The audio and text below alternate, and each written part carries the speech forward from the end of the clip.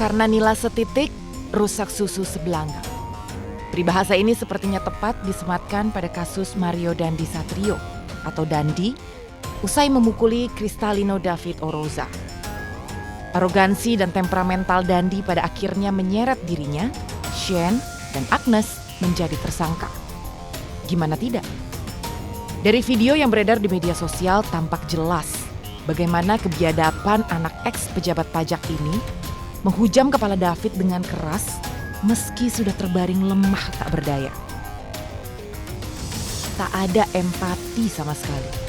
Bukan hanya Dandi, tapi mereka yang ada di lokasi dan menyaksikan sendiri pertengkaran ini, bukannya berbelas kasihan kemudian memberikan bantuan, malah dengan sengaja dan sadar merekam video kemudian disebarluaskan. Serem ya? Bisa gitu bangga dan merasa pahlawan, bisa menghabisi anak di bawah umur yang sebenarnya bukan tandingannya. Tak berpikir panjang, hidup David dipertaruhkan. Akibat pertikaian ini, David mengalami cedera otak yang parah, yang membuatnya koma dan bahkan belum sadarkan diri dari ICU sudah hampir 2 pekan.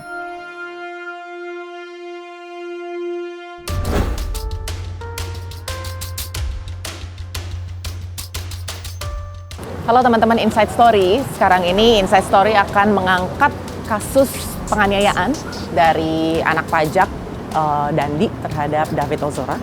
Sekarang ini saya udah ada di Rumah Sakit Mayapada. Saya mau melihat situasi di sini seperti apa. Mudah-mudahan akan ketemu dengan salah satu anggota keluarga dari David dan bisa ditanyai keterangan seputar kondisi terkini dari David.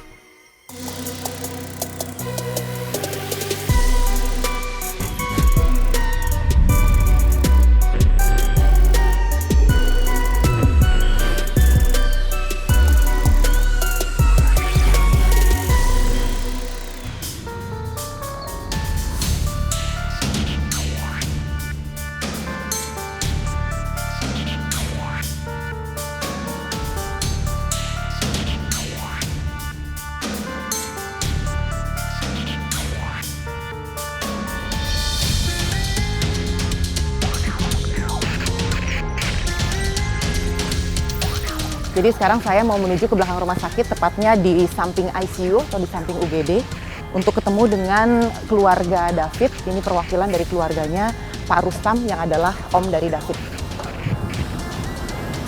Kita coba tanya kondisi terkini dari David itu seperti apa.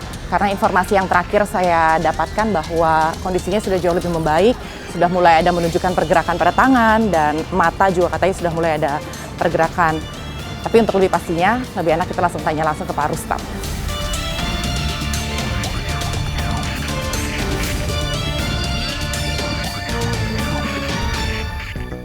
Ini sekarang udah sama Pak Rustam, gimana?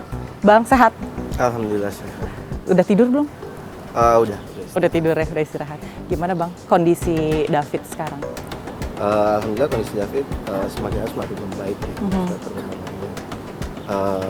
Dari sejak kemarin sebenarnya udah semakin menunjukkan dampak. Gitu ya. Kemarin sih sempat baca tangannya katanya udah mulai ada respon. Iya, kalau mata udah sempat buka atau belum, Bang? Udah. Jadi, udah sempat buka, puji Tuhan. Cuma nanti tim dokter Iya. akan menjelaskan istilah-istilah Iya, medisnya. Cuman memang kalau kita lihat sih David itu kayak cuman belum sadar, tapi dia menunjukkan responnya udah buka mata, terus pendengaran, terus gerak tangan. Oh gitu. Keluarga udah mulai berkomunikasi? Belum. Oh belum. Kalau itu belum. Masih di ICU ya? Masih tetap di ICU. Belum. Jadi responnya dia itu cuman ya kalau kata dokter itu kalau diputar musik dia udah dengar. Oh gitu. Tapi belum bisa diajak komunikasi. Bang, boleh ya diceritain pada saat dengar kejadian itu gimana respon dari Ansor sendiri? Karena kan nyebar tuh dalam waktu 1 hari ya, begitu beritanya naik cepet tuh pergerakannya langsung gitu. Nah itu boleh diceritain nggak Bang ke teman-teman?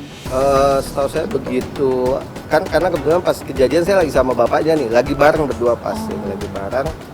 Terus bapaknya nunjukin WhatsApp ada WA gitu ya, ada WA dari wali kelas, kelasnya. Terus dia izin ke rumah sakit. Rumah sakit kan saya pikir anak SMA biasa kali ya, karena kita belum ini. Nah, setelah itu baru kita tahu kondisinya cukup parah.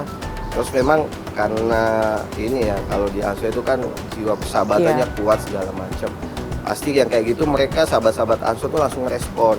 Ini ada apa nih, kejadian apa. Jadi sehingga mereka mencari tahu dengan sendirinya, itu udah otomatis itu di Ansor itu. Jadi kalau ada salah satu sahabatnya aja gitu, misalnya punya problem gitu ya otomatis. Jadi hari Senin Senin itu juga. malam itu bahkan sahabat-sahabat Ansor di Jakarta Selatan itu udah tahu gitu.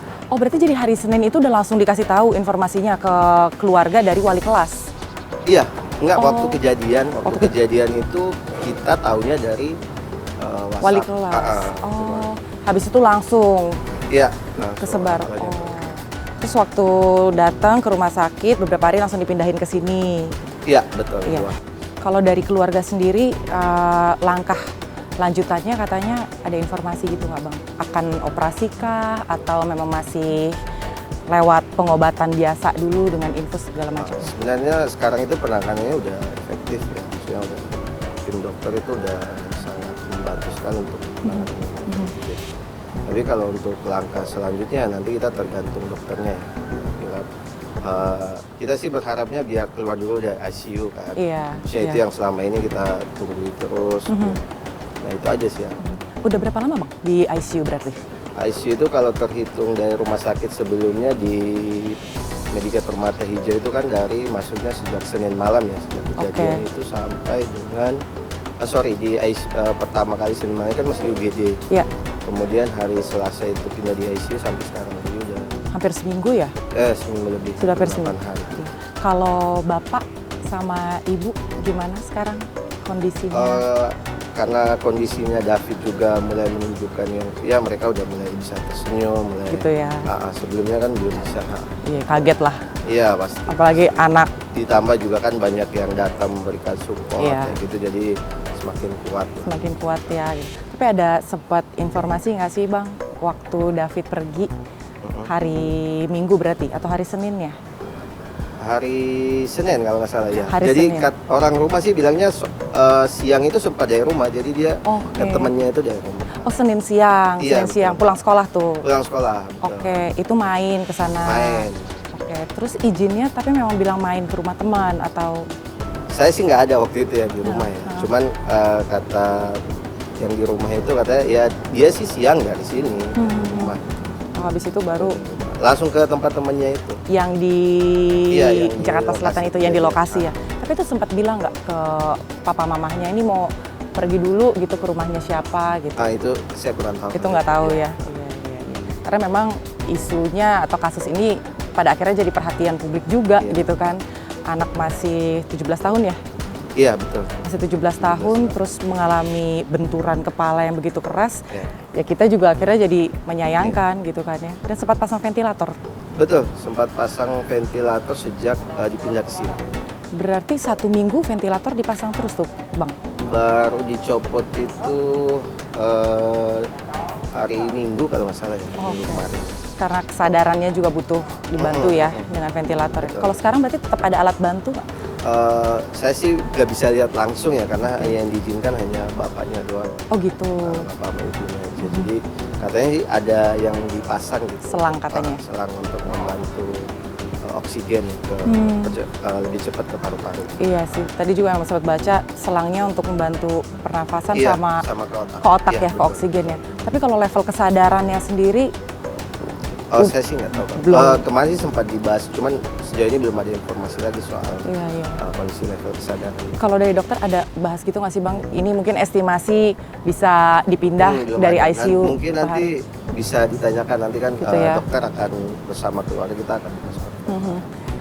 Kalau David sendiri gitu Bang, kan keponakan ya berarti ya. Iya. Gitu. Anaknya gimana sih Bang? Sebenarnya kalau saya jarang sih ketemu David. Cuman kalau dari cerita beberapa teman yang biasa sama dia, sebenarnya dia orangnya asik. Asik ya. Karena kayak hari Sabtu Minggu itu kan dia sering ke Bogor tuh ngajar ngaji. Oh, Terus oke. kadang pinjem tenda buat kayaknya sih dia suka ini. Suka main Iya, teman-teman gitu. Dan teman-teman yang kemarin datang mensupportnya pun dari situ kita bisa tahu kan, oh iya David ini memang sama teman-teman yang lain juga asik. Emang asik. Kalau Bang Rustam kan keluarga nih gitu. Iya. Emang suka kumpul keluarga gitu nggak sih Bang? Nah, jarang, dia kan gitu. tinggal sama kita tuh baru sekitar sama aku 3 bulan ya, 3 bulan. Oh gitu. Sebelumnya? Sebelumnya dia tinggal di Lebak Bulus, susah bangun pagi. Jadi Oh, kalau susah bangun sama pagi. umumnya gampang kan dibangunin. Oh gitu. Oh, Iya. kalau Lebak Bulus sama keluarga. Iya. Oh, Lebak Bulus sama keluarga. Habis itu tinggal sama bapaknya juga. Oh, sama papa mamanya. Habis itu pindah tinggal sama Bang Rustam. Enggak, dia kan anaknya gaul memang. Oh, suka nginep-nginep. Iya, gitu. Oh, suka nginep-nginep sama keluarga. Termasuk ini ya, sebenarnya termasuk dekat ya dengan keluarga ya. Tapi kan ini jadi muncul pertanyaan nih, Bang Rustam gitu ya. Katanya sempat pacaran lah dengan si, aku sih pernah cerita-cerita gitu. Oh, kalau nggak? gitu saya Nggak pernah saya cerita. pernah dengar sih, maksudnya pastilah mungkin pacaran ya anak muda, cuman kalau itu saya nggak tahu. Nggak diomongin ya. Saya anak-anak muda kan kayak gitu ya. Iya, Kalau sama kita kan jarang ketemu kan. kalau dekat sama lawan jenis biasanya nggak terlalu diceritain Iya, gitu ya. Iya. Kalau dari keluarga atau dari NU sendiri ada support seperti apa lagi gitu? Kebetulan kita semua itu keluarga besar Ansor ya. Iya. Ansor, saya, bapaknya David, kemudian teman-teman yang lain, kita semua itu kan di Ansor semua. Jadi memang kalau Ansor itu memang mensupport full Iya. lah. Dari mulai dukungan segala macam mereka siap lah mengawal, termasuk LBHGP Ansor Iya. kan yang memang kita pasrahkan urusan hukumnya ke mereka. Dan itu kan kalau nggak salah nggak lama ya setelah itu kan ada permohonan maaf ya dari Bapak Dandi, dari Pak Rafael gitu kan. Itu ada respon dari keluarga nggak? Kalau setahu saya sih ibunya waktu itu, cuman saya nggak di rumah sakit ya. Oke. Orang tuanya yang datang minta maaf, dan saya kan lihatnya dari status bapaknya, oh dia udah maafin gitu, tapi proses hukum tetap berjalan. Iya. Kalau nggak salah beberapa hari terakhir ya yang baru-baru ini kan Dandi ngirim kuasa hukumnya tuh Bang untuk minta maaf, tapi katanya nggak bisa masuk ke rumah sakit. Nah, itu Nah, saya pas kesini sih orangnya nggak ada, Oh. jadi nggak ketemu. Katanya memang kesini, cuman saya nggak tahu. mungkin karena memang juga susah ya, Iya. ya kan nggak bisa semuanya masuk ke dalam kan Iya. atau ke ICU kan. Gitu. Tapi sempat ada chat gitu. Nggak ada. Nggak ada dari pihak kuasa hukumnya. Nggak ada. Nggak ada. Kalau dari teman-teman yang lain, kuasa hukum yang lain, yang kan ada temennya tuh yang Shan, ada Nggak Age itu, nggak ada. itu juga belum Nggak ada. Selama proses ini sempat ada intervensi gitu nggak sih Bang? Yang berusaha intervensi gitu dari kuasa hukum Dandi atau kuasa hukum yang lain yang berusaha? Belum ada sih sebenarnya. Dan apa namanya, sebenarnya kalau misalnya ada yang tanya soal itu ya, karena kita udah pasrahnya ke LBH, kita keluarga fokus ke penyembuhannya, ya udah kita serahnya ke LBH. Kita langsung. Berarti memang sekarang keluarga fokusnya kepada Betul, penyembuhannya betul. Dandi ya. Kita saling support aja buat dia saling menguatkan. Terakhir kan Ibu Sri Mulyani kesini ya? Iya, betul. Sempat ketemu nggak Bang? Saya sih nggak ikut sih. Oh, nggak ikut. Ke dalam, Pak. Ya memang dukungan dari teman-teman Kemenkyu bahkan dari kita media juga Iya, mendoakan Betul. pemulihan David ya iya. supaya cepat sehat supaya bisa bergabung lagi bersama keluarga. Iya, gitu. amin. Titipin salam Bang buat keluarga besar. Iya. Iya. Terima kasih loh Bang. Iya, ya. sama-sama.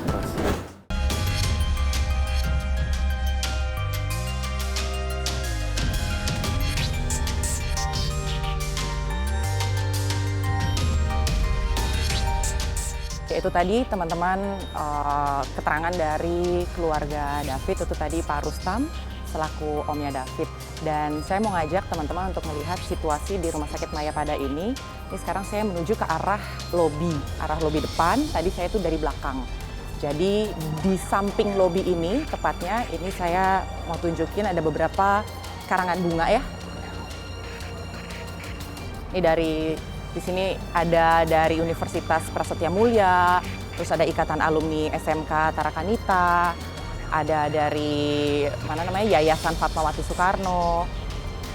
Di situ juga ada tadi dari Tarakanita 2, ada beberapa lah karangan bunga di sini yang diberikan untuk support yang dikasih terhadap David Latumahina sebagai korban penganiayaan oleh Dandi, anak dari Dirjen Pajak. Kalau tadi keterangan dari Pak Rustam bahwa David sempat dipasang ventilator ini untuk membantu pernapasan. Dan sekarang ventilatornya dilepas, tapi memang masih menggunakan alat bantu ini untuk mengalirkan oksigen ke otak supaya bisa membantu proses pemulihannya David dan bisa membuat David lebih stabil. Karena memang David ini, kalau dari informasi yang kami dapatkan, ini mengalami trauma otak yang benar-benar serius gitu. Ini traumatis, otak traumatis atau yang kita kenal dengan istilah DAI atau diffuse axonal injury. Jadi memang trauma otak yang serius ini itu disebabkan karena ada benturan yang keras terhadap kepala, sehingga membuat bagian otak seseorang itu dia bertabrakan dengan kerangka otak bagian dalam. Nah, ini yang menyebabkan selaput saraf pada otak itu robek. Nah, makanya akibatnya David atau pasien yang mengalami DAI ini, mereka mengalami gangguan secara neurologis, fisik, kognitif, dan juga bisa koma beberapa hari. Karena tadi kan sempat disampaikan juga ya oleh Pak Rustam bahwa David ini memang sempat koma, sempat tidak sadar diri dalam beberapa hari ke depan, kurang lebih selama sepekan, dan sekarang sudah mulai menunjukkan adanya respon yang baik. Tentunya kita juga masih akan terus memantau seperti apa pengobatan yang akan diberikan oleh David dan bagaimana kondisi David terkini, begitu juga kondisi keluarga, karena memang situasi seperti ini sepertinya dibutuhkan oleh pihak keluarga adalah doa dan juga support dari kita semua. Kita sambil lihat ke sana yuk.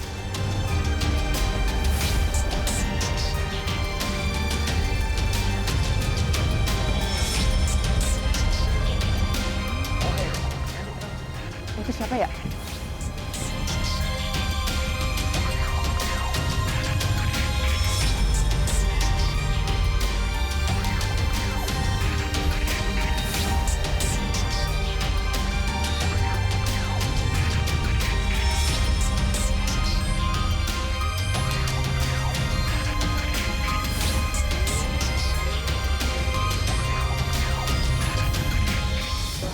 Kita tanya, siapa?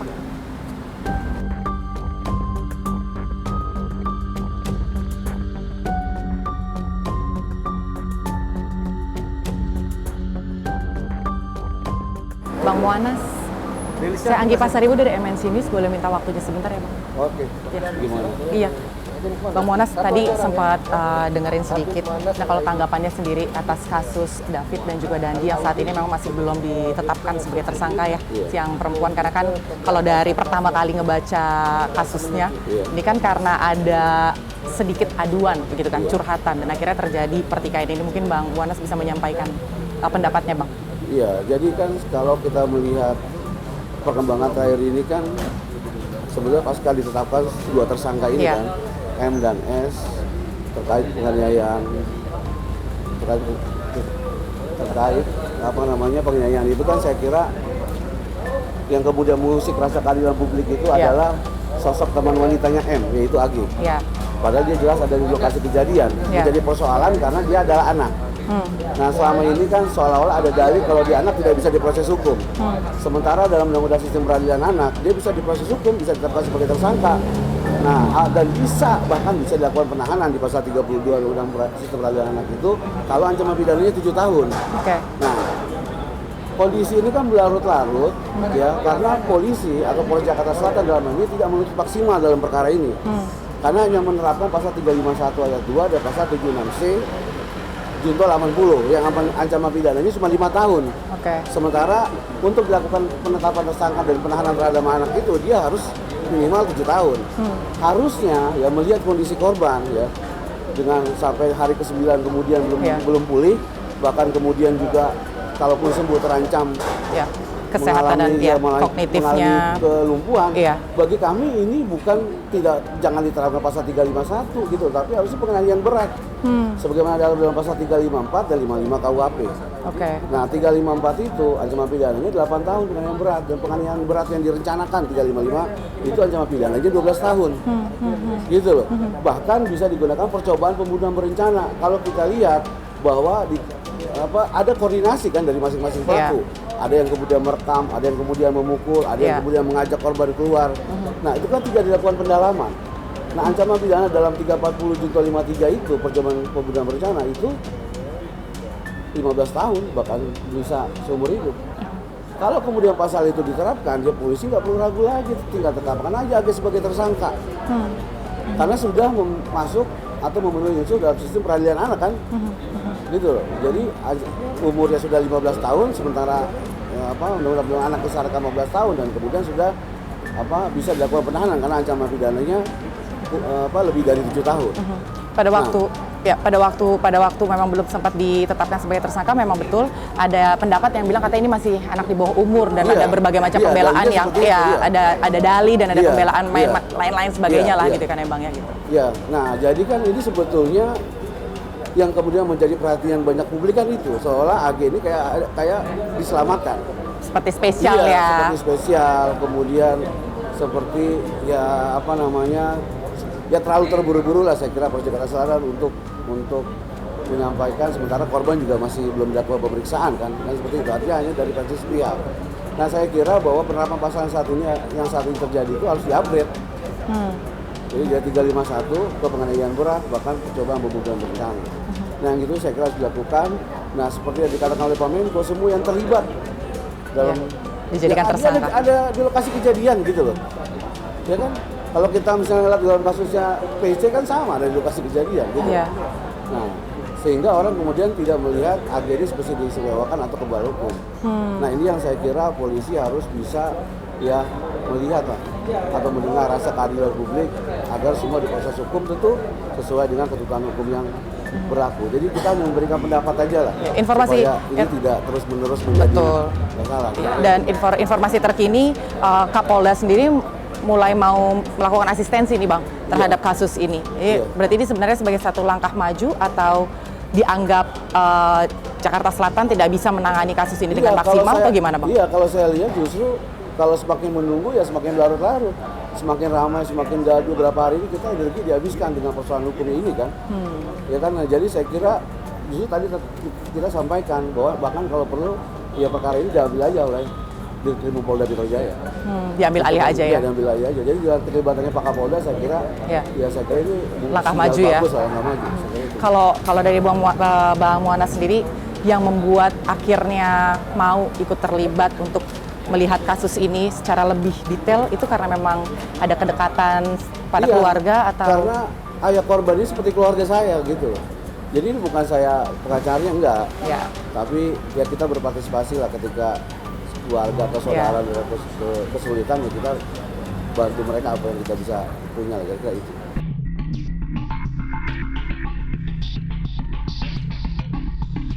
Jadi baru beberapa jam ini saya di Rumah Sakit Mayapada, saya ketemu dengan beberapa kerabat dari keluarga Pak Jonathan Latumahina. Dan tadi baru aja ketemu dengan Bang Muanas. Kalau tadi sedikit berbincang gitu ya, mengharapkan proses hukum ini tuh bisa berjalan dengan cepat dan juga dengan tepat. Apalagi melihat kondisi David yang sudah hari ke-9, tepatnya hari ini tuh di hari Senin. Jadi udah lebih dari 1 minggu masih berada di dalam ICU, masih dengan menggunakan alat bantu ya untuk tadi mengalirkan oksigen ke otaknya dan masih belum sadar secara total. Ini membuat pihak keluarga dan juga para kerabat meminta proses penegakan hukum bisa dilakukan secepat mungkin. Apalagi kalau tadi dari keterangan Bang Muanas, untuk jangka panjang gitu ya, untuk jangka panjang dari kesehatan David ini tentunya sangat berpengaruh sekali, khususnya ketika berpikir, beraktivitas dalam kehidupan sehari-hari. Jadi perilaku fisik dan sosialnya ini akan berdampak maksimal atas apa yang dialami saat ini. Tapi tentunya saya tidak bisa memberikan klarifikasi atau konfirmasi yang lebih detail karena saya rasa itu adalah ranah dari tim medis atau dari spesialis saraf yang tentunya akan kami coba untuk kami wawancarai lebih lanjut supaya kita sama-sama bisa mengikuti perkembangan kesehatan dari David. Penetapan AG sebagai pelaku ini membuat publik kembali geram karena dinilai terlalu lama. Polres Jakarta Selatan dianggap lambat mengambil sikap, hingga akhirnya kasus diambil alih oleh Polda Metro Jaya.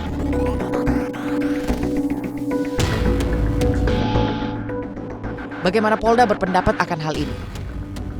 Oke, jadi sekarang ini udah ada di Humas Polda Metro Jaya. Kenapa saya harus ke sini? Karena selama ini masyarakat mulai gemes. Karena katanya ini kok penanganan dari pihak kepolisian terlalu lemah dan terlalu bertele-tele. Kenapa kok lama banget menetapkan AG sebagai tersangka atau menetapkan tersangka-tersangka baru. Terus ada juga yang berpendapat Polres Jakarta Selatan ini kurang bisa mengatasi persoalan ini, akhirnya harus diambil alih oleh Polda Metro Jaya. Nah, bentuk-bentuk pertanyaan-pertanyaan ini harus kita klarifikasi. Kita mau dengar penjelasannya seperti apa. Untuk kasus penganiayaan yang dilakukan oleh Dandi, anak mantan pejabat pajak terhadap David Latumahina.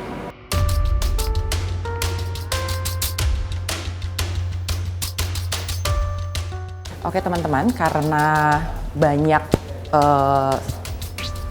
kebingungan ya di masyarakat atau omongan yang bilang ini tuh sebenarnya polisi gimana sih kok lama banget menetapkan AG sebagai tersangka, ini kok lama banget olah TKP-nya, ini kok berulang kali, Polres Jakarta Selatan dianggap lambat, terus akhirnya diambil juga sama Polda. Nah ini sebenarnya yang bener kayak gimana? Kita langsung aja ketemu sama Pak Kabid Humas Polda Metro Jaya.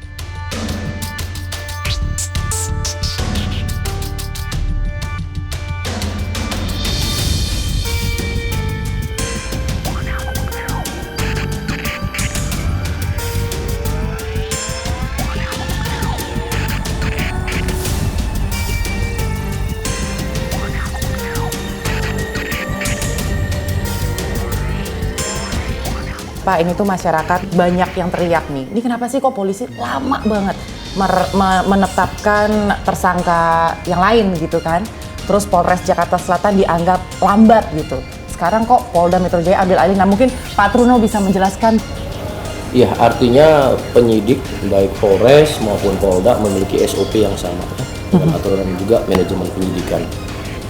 Terkait hal ini kan kita perlu ketahui proses kasus ini merujuk kepada adanya aturan undang-undang tentang perlindungan anak dan juga tentang undang-undang sistem peradilan anak. Ada dua peristiwa pada asistensi yang didapati yang langsung dipimpin oleh Pak Kapolda Metro Jaya. Ada satu peristiwa yang pertama adalah adanya tersangka M dan juga S yang telah ditetapkan oleh Polres Metro Jakarta Selatan ya. Tentu ini mengacu pada sistem peradilan umum yang berlaku pada KUHP dan KUHP.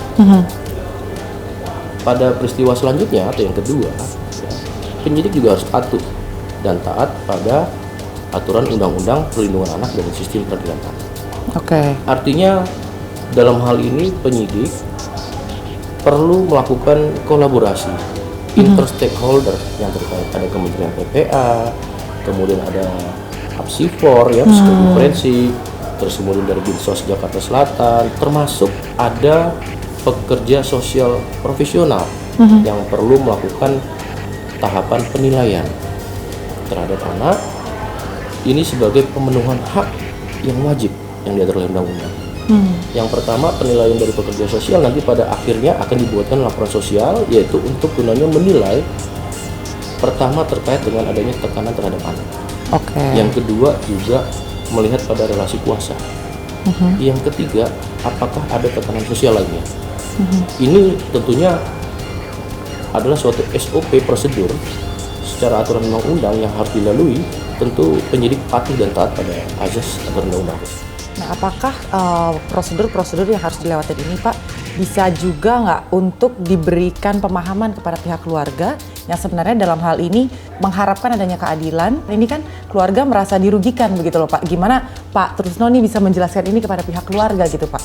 Pertama, Kapolda Metro Jaya ya menyampaikan juga dengan jajarannya turut prihatin ya, berempati, mendoakan Adinda David ya, anak D ya, segera dipulihkan ya.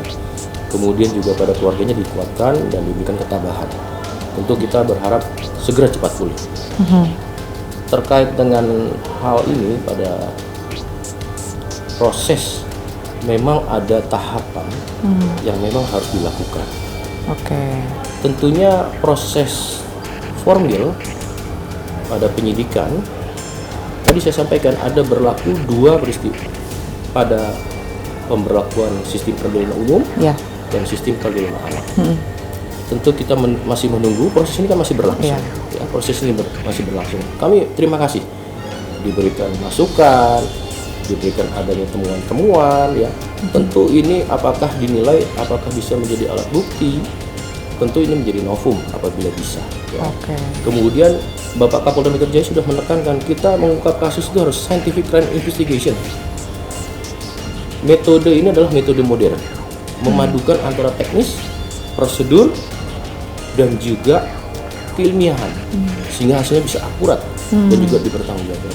Berarti sebenarnya bukannya sengaja dilambat-lambatin, bukannya karena ada apa-apa, tapi karena memperhatikan Ini ada keterlibatan anak-anak di bawah umur, teman-teman. Jadi memang pihak kepolisian harus ada berkolaborasi dan juga berkomunikasi lebih lagi dengan stakeholder yang lain. Tadi kan ada perlindungan anak dan masih ada Komnas dan lain sebagainya lah kayak gitu. Nah terus Pak Trusno yang terakhir nih, ini kan olah TKP dilakukan berkali-kali Pak, gitu kan ya. Kenapa Pak? Kenapa harus berkali-kali dilakukan olah TKP? Kan ini juga menjadi pertanyaan masyarakat yang saya wakilkan. Kenapa harus berulang kali olah TKP? Olah TKP adalah suatu metode dalam rangka melakukan penyelidikan awal. Oke. Sehingga membuat terang suatu peristiwa pidana ini. Terkait berulang, kemudian dengan rekonstruksi, itu memang dapat sesuai aturan undang-undang dilakukan.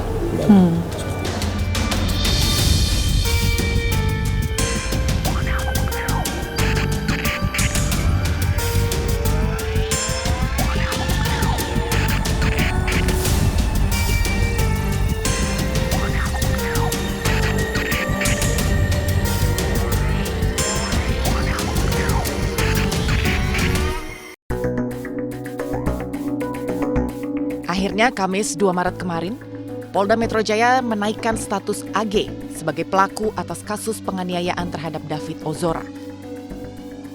Kami melihat di sini bahwa dari bukti digital bahwa ini ada perencanaan sejak awal. Pada saat mulai menelpon SL, kemudian bertemu SL, kemudian pada saat di dalam mobil bertiga ada mensreak niat di sana. Kemudian pada saat terjadinya penganiayaan yang ini sangat-sangat memprihatinkan, kita lihat ya sangat-sangat sadis di sini. Itu ada 3 kali tendangan ke arah kepala. Kemudian ada 2 kali menginjak tengkuk dan juga ada 1 kali pukulan ke arah kepala. Yang ke arah yang sangat-sangat vital ini kepala ya. Sebagai wujud penyidikan kami yang berkesinambungan dengan melihat alat bukti yang ada, dengan melihat digital forensik, hasil digital forensik, bukti chat WA, video, kemudian bukti digital forensik dari CCTV, TKP, keterangan saksi, beberapa orang saksi ini 10 orang saksi yang saling bersesuaian. Sehingga kami menemukan fakta hukum dan bisa menemukan peranan dari masing-masing tersangka. Maka hari ini kami menambah konstruksi pasal sebagaimana yang kami sebutkan tadi. Yang kedua, terjadi peningkatan status terhadap AG yang tadinya adalah anak yang berhadapan dengan hukum, berubah menjadi anak yang berkonflik dengan hukum ataupun anak. Jadi kalau di undang-undang pelihara tidak boleh disebut tersangka.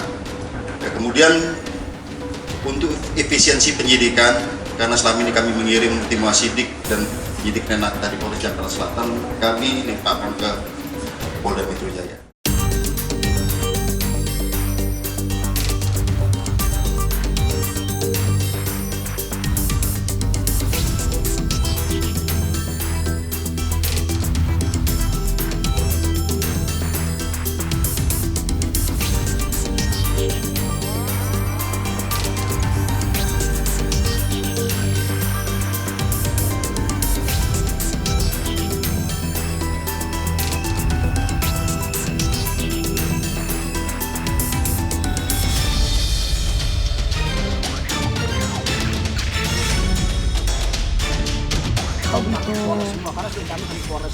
Nggak boleh masuk sama sekali, cuma lihat doang gitu. Tidak diperkenankan itu. Kenapa? Ya, karena semua sudah dilakukan ke Polres semuanya.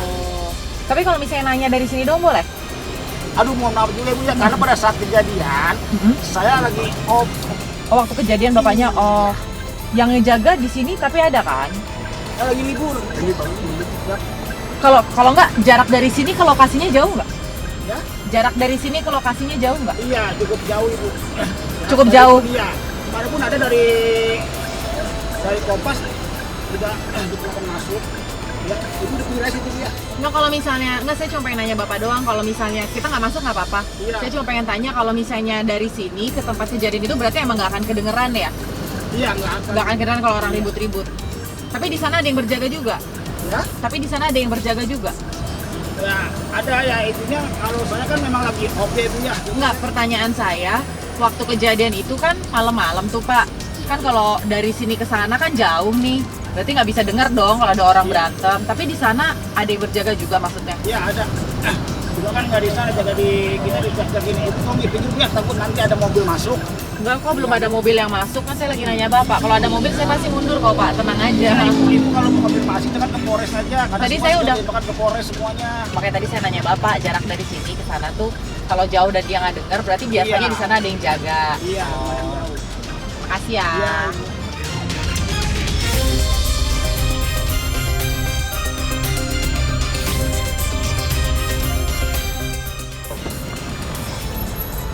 Oke teman-teman, sekarang ini saya udah sampai di Green Permata, Ulu Jami, Jakarta Selatan. Ini adalah lokasi tempat di mana Dandi menganiaya David. Bisa dilihat ini adalah pintu depannya.